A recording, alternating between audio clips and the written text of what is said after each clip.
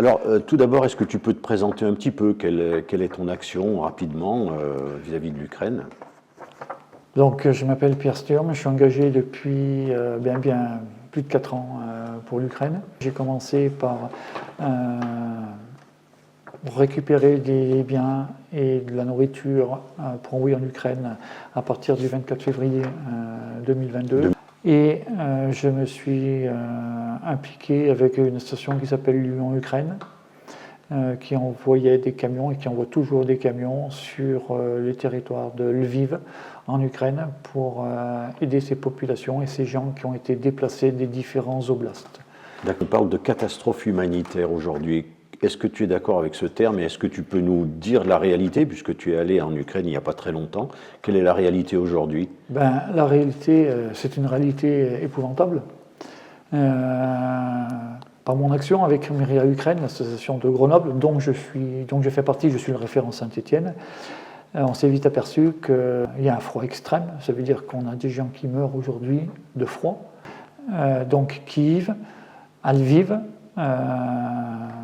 il y a du -9, -12, -15 degrés dans les appartements. C'est-à-dire qu'aujourd'hui, sur les derniers chiffres que j'ai, qui doivent dater de 4 ou 5 jours, il y aurait à peu près plus de 900 000 personnes qui auraient quitté leur logement à Kiev, dans la capitale, parce qu'ils n'ont plus les moyens de se chauffer. Une dame âgée qui avait survécu aux rafles juives pendant la Deuxième Guerre mondiale était décédée de froid.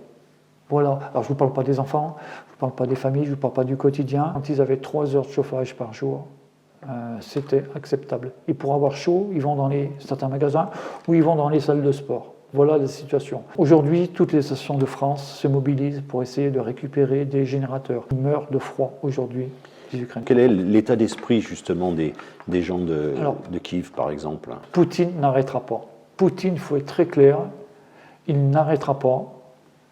Il n'a jamais respecté les 19 traités qu'il a signés, il n'arrêtera pas. Donc, si nous ne l'arrêtons pas en Europe, ça sera les Pays-Baltes, ça sera la Pologne, et derrière nous serons impactés.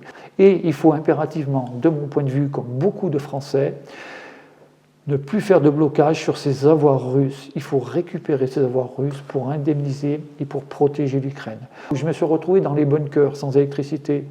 La chance a fait que je suis revenu, mais ces populations depuis 4 ans, elles subissent ces drones. Donc, il va falloir que les Belges, les Hongrois et les Français aient un peu plus de courage, parce que si on ne les arrête pas maintenant, on les aura sur le dos d'ici quelques jours. Donc la situation, elle est intenable en Ukraine. Je vais à nouveau rencontrer les autorités militaires et l'organisation Save Ukrainian Children.